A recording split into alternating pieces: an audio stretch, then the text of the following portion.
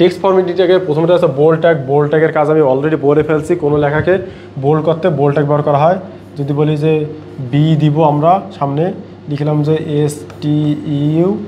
STUDENT student, এই যে B close. দেখো এই লেখাটা কিন্তু লেখাটা কী হবে, এর আউটপুটটা হবে এরকম। একটু আগে আউটপুটটা দেখাইছি, আমি আরেকবার তোমাদের আউটপুটটা দেখাচ্ছি, ঠিক আছে। দেখো এই লেখাটা কিন্তু ছিল এরকম, হয়ে যাবে এরকম, ঠিক আছে, এরকম। দেখো স্টুডেন্ট একটু বেশি বোল্ড হয়ে গেছে, স্টুডেন্ট, ঠিক আছে। দেখো লেখাটা বোল্ড হবে, অর্থাৎ কোনো লেখাকে বোল্ড করতে এই সামনে বি এবং পিছনে বি শেষ করতে হয়, বোল্ড ট্যাগ দিতে হয়। এরপরে দেখো আমাদের আরেকটা কী আছে, এরপরে আমাদের আরেকটা ট্যাগ নিয়ে আমরা আলোচনা করব, ঠিক আছে। এরপর কী আছে বলতো আন্ডারলাইন। কোন লেখাকে আন্ডারলাইন করতে আমাদের কী ইউজ করতে হবে বলতো, আন্ডারলাইন করতে আমাদের এখানে কী ইউজ করতে, ইউ ট্যাগ ইউজ করতে হবে, ওকে। এখানে ইউ ট্যাগ ইউজ করতে হবে। যদি আমাদের এখানে আছে কী ট্যাগ আছে বলতো, এখানে বোল্ডের জায়গায় আমরা জাস্ট খালি এখানে বলে দেই যে ইউ, ঠিক আছে। এখানে কী দিব বলতো, যদি বলি ইউ দিই আর এখানে ইউ ক্লোজ করি, তাহলে এই লেখাটার নিচে একটা আন্ডারলাইন চলে আসবে। অর্থাৎ কোনো লেখার নিচে যদি আমরা আন্ডারলাইন দিতে চাই তাহলে আমাদের ইউ ট্যাগ ইউজ করতে হবে। ইটালিক ফর্মে কোনো কিছু লিখতে হলে, ইটালিক বলতে কি বাঁকানো, তোমরা সবাই জানো যে আমরা এই যে বৈজ্ঞানিক নামগুলো অনেকে বলছিলাম না, যে হোমোসেপিয়েন্স মানুষের বৈজ্ঞানিক নাম, যে তারপর আছে আরও কী আছে জানি, যে লেবিও রুহিত আছে, তারপর আছে নাজা আছে, পেরিপ্লান্টে আমেরিকানা আছে, আরশোলার, অনেকগুলো আছে। এগুলো তোমরা একটু দেখবা, যারা সায়েন্সে পড়ো তারা মোটামুটি সবাই জানো, ঠিক আছে। এই বৈজ্ঞানিক নামগুলো আমরা এভাবে লিখি। ধর আমি স্টুডেন্ট লেখাটাকে এইভাবে লিখতে চাচ্ছি, আউটপুটে এভাবে নিতে চাচ্ছি স্টুডেন্ট, ঠিক আছে। Student STUDENT student. দেখো লেখাটা বাঁকানো হয়েছে না, আমি একটু চেষ্টা করছি বাঁকানো করার জন্য, ওকে। দেখো লেখাটা বাঁকানো হয়েছে।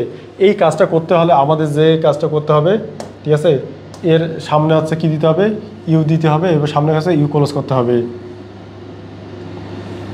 এই যে আই দিব ইটালিক, এই যে আই ক্লোজ করলাম, অর্থাৎ ইটালিক ক্লোজ, ওকে।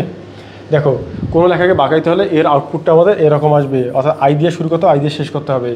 এরপর বিগ, কোনো লেখাকে সচরাচর বড় করতে, ধরো তুমি একটা লাইন লিখছো, একটা ওয়ার্ডকে তুমি বড় করতে চাচ্ছ, তার সামনে বিগ পরে বিগ দিবা, তাহলে লেখাটা কী হবে, বড় হয়ে যাবে। তারপর আছে আমাদের আছে স্মল আছে, কোনো লেখাকে সচরাচর স্মল করতে স্মলটাকে ব্যবহার করতে হয়। তারপর আছে স্ট্রং আছে, কোনো লেখাকে, এটা মূলত বোল্ডের মতোই কাজ করে, ঠিক আছে। স্ট্রংটাও দেখে নিবা। আমাদের খুব গুরুত্বপূর্ণ ট্যাগ দুটো আছে, একটা আছে সাবস্ক্রিপ্ট, একটা সুপারস্ক্রিপ্ট।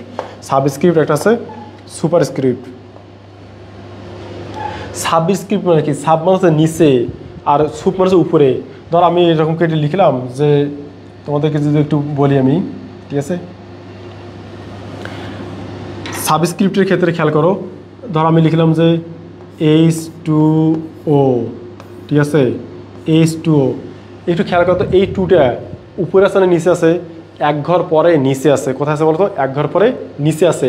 জাস্ট এক ঘর পরে কোনো লেখাকে নিচে লিখতে আমাদের সাবস্ক্রিপ্ট, এই যে সাবস্ক্রিপ্ট ট্যাগ ব্যবহার করতে হয়। কী ট্যাগ ব্যবহার করতে হবে বলতো, সাবস্ক্রিপ্ট ট্যাগ ব্যবহার করতে হবে। তাহলে আমরা একটু দেখি, আমাদের যেহেতু এইচের কোনো কাজ নেই, তাহলে এইচটা আমরা ঠিক রাখলাম, ঠিক আছে, এইচ ঠিক আছে। এরপরে দেখো এক ঘর পরে যেহেতু টু নিয়ে আমরা কাজ করবো, তাহলে টু এর সামনে SUB সাব, তারপর হচ্ছে টু এই সাব SUB সাব ক্লোজ, তারপর হচ্ছে ও। তারপর এর আউটপুট আসবে এরকম, এটা MCQতে আসতে পারে, ঠিক আছে। H2 এর নিচের কোড কোনটি, HTML কোড কোনটি, অর্থাৎ যাকে আমরা নিচে নিয়ে আসবো তাকে আমরা কী করবো, এরকম কাজ, তার সামনে সাব, তারপরে আমরা কী দিব, সাব দিব, ঠিক আছে।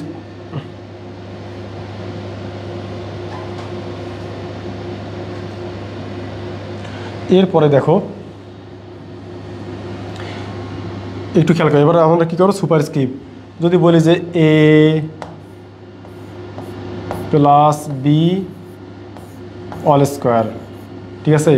এবার দেখো সুপারস্ক্রিপ্ট, দেখো এই টুটা কিন্তু পরে আছে আবার উপরে আছে, অর্থাৎ এক ঘর পরে উপরে কোনো কিছু লিখতে হলে আমাদের যে ট্যাগটা ব্যবহার করতে হবে সেটার নাম আছে সুপারস্ক্রিপ্ট ট্যাগ, অর্থাৎ সুপ ট্যাগ, ঠিক আছে। এরপর দেখো তাহলে আমরা এটার HTML কোডটা কেমন হবে, যেহেতু A প্লাস B এটার কোনো কাজ নাই, তাহলে A প্লাস B আমরা ঠিক রাখবো।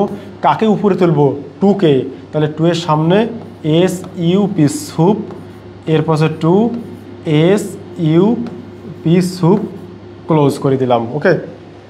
এই যে আমাদের কাজ হয়ে গেল, সাবস্ক্রিপ্ট এবং সুপারস্ক্রিপ্টের কাজ হয়ে গেল।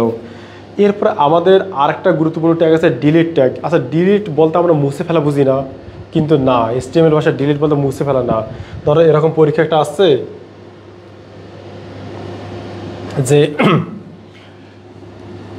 দেখছে রেগুলার প্রাইস RP, বলো যে রেগুলার প্রাইস দেওয়া আছে হচ্ছে তোমার 550 টাকা কোনো কিছুর, ঠিক আছে। দেখবে যে মাঝখান থেকে এখানে এরকম করে কেটে দেওয়া আছে, ঠিক আছে। আর অফার প্রাইস, ঠিক আছে, অফার প্রাইস হচ্ছে 500 টাকা। মাঝে মাঝে তোমার একটা ট্রিক্স দেখবা যে আগের যে অ্যামাউন্টটা দেওয়া ছিল সেটা তো আছে, পরে অ্যামাউন্ট একটা দিয়ে দিবে, এটা কিন্তু একবার মুছে দিবে না, জাস্ট কেটে দিবে। এই যে মাঝখান থেকে কোনো কিছু কেটে দিতে হলে আমাদের যে ট্যাগটা ইউজ করতে হবে সেটার নাম হচ্ছে এই যে ডিলিট ট্যাগ, ঠিক আছে। তাহলে আমরা যদি এইটার HTML কোডটা লিখতে চাই তাহলে কেমন হবে, RP আমরা ঠিক রাখবো, RP রেগুলার প্রাইস ঠিক রাখলাম, ইকুয়ালটাও ঠিক রাখলাম। কাকে কাটবো আমরা, 550 টাকা কাটবো, তার মানে যাকে মাঝখান থেকে কেটে দিতে পারি সেটা হচ্ছে ডিলেট, ডিলেট শুরু 550 টাকা, তারপর হচ্ছে ডিলেট, এই যে ক্লোজ। ওকে, অর্থাৎ এই লেখাটা এর আউটপুটে এরকম দেখতে হবে। তাই বুঝে গেছো। এখানে স্ট্রাইক ট্যাগ, আরেকটা ট্যাগ ইউজ করা হয় স্ট্রাইক ট্যাগ, এটা নিয়ে তোমাদের আলোচনা হয়, তারপর জেনে রাখো যে স্ট্রাইক নামে একটা ট্যাগ আছে যেটা হচ্ছে মাঝখান থেকে এরকম করি কী করে, কেটে দেওয়ার কাজ করে।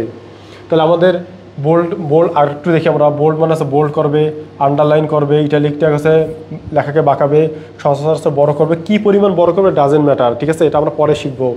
এরপর স্মল করবে, কোন লেখাকে স্ট্রং মানে আছে বোল্ডের মতো স্ট্রং করবে, সাবস্ক্রিপ্ট মানে উপরে নিয়ে যাবে, সুপার স্ক্রিপ্ট মানে আছে নিচে নিয়ে, সাবস্ক্রিপ্ট মানে নিচে নিয়ে আসবে, সুপার স্ক্রিপ্ট মানে আছে উপরে নিয়ে যাবে, ডিলিট মানে আছে মাঝখান থেকে কেটে দিবে।